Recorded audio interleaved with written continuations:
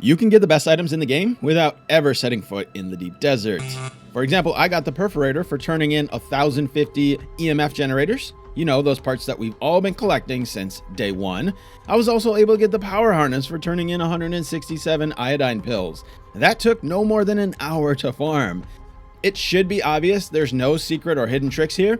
I think this might just be a matter of a lot of people overlooking the Landsraad. So today I'm going to talk about it because everyone needs to get their hands on some of these items.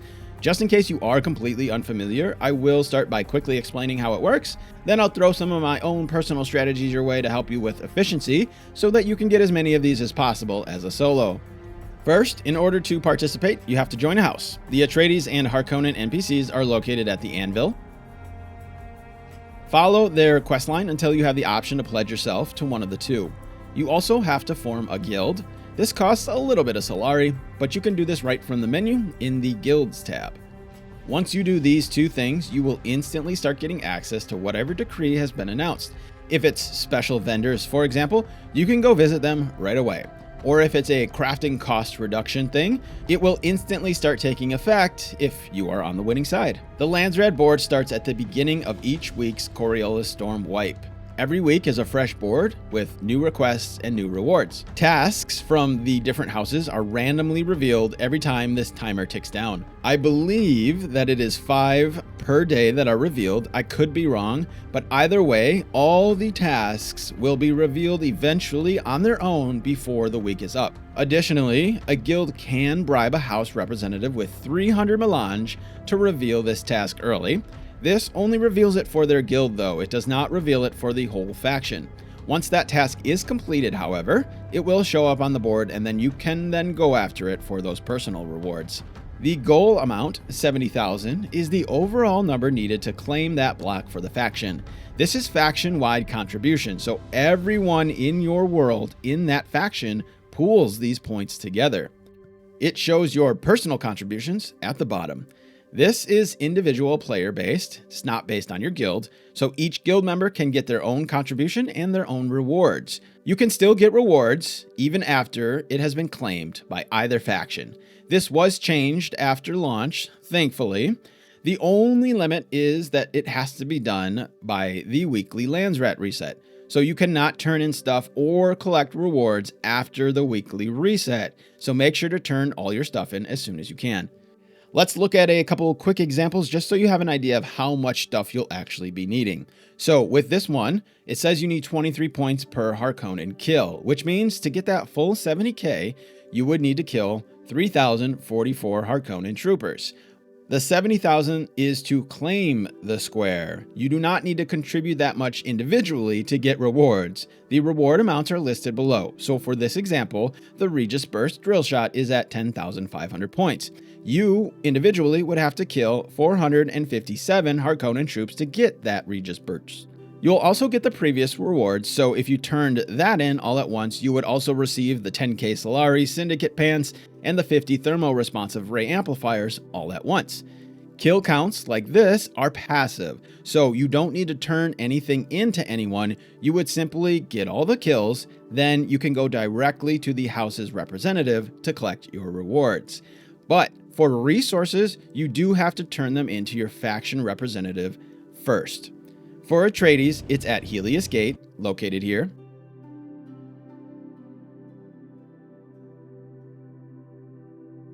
For Harkonnen, it's at Riftwatch, located here. As long as those items are in your inventory, it will give you an option to turn them in.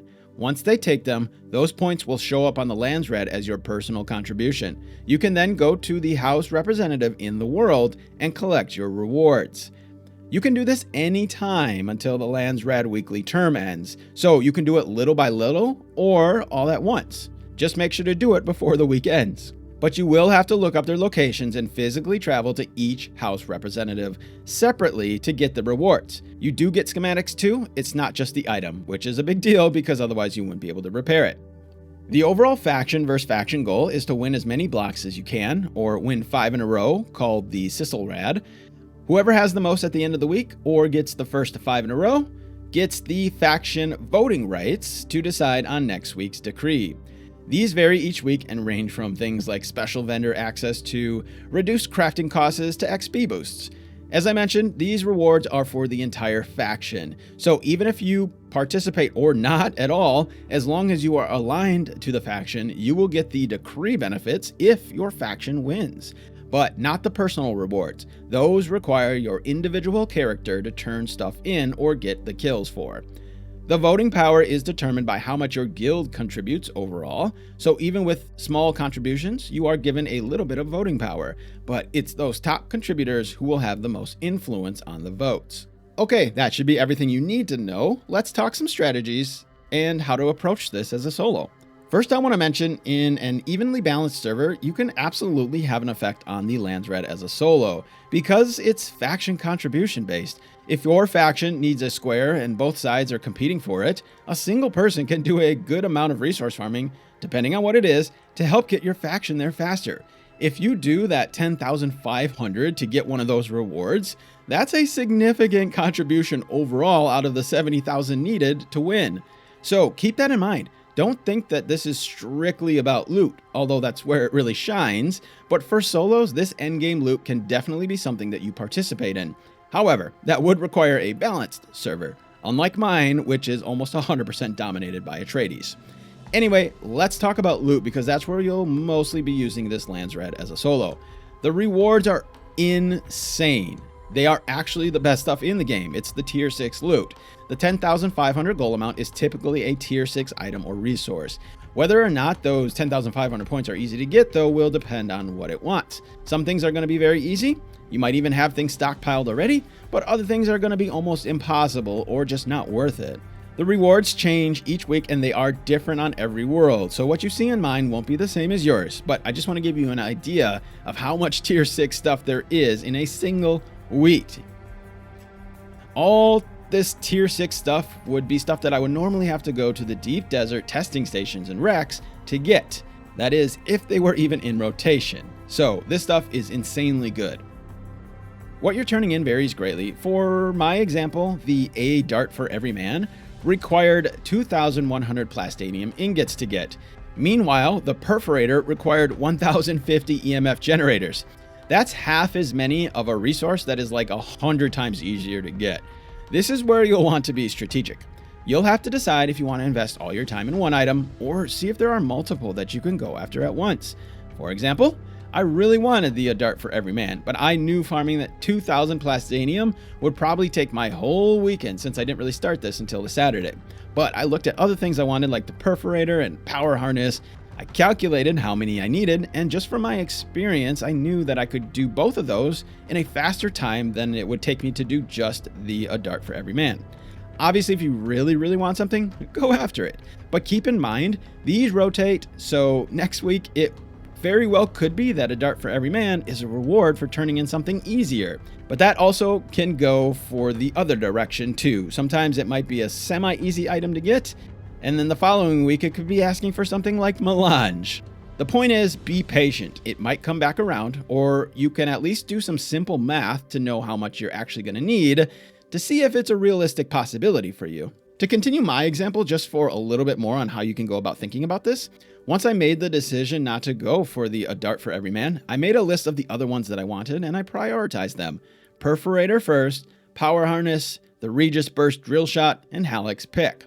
In my ambitious eyes, I was thinking I could do all of this in a couple of days, but as I started farming things, I realized that it was actually going to be impossible for me. Specifically for that Regis burst drill shot, I had to kill 550 Harkonnen troops. Well, there was only 2 locations for that, and at the time, one of them was just not spawning them in.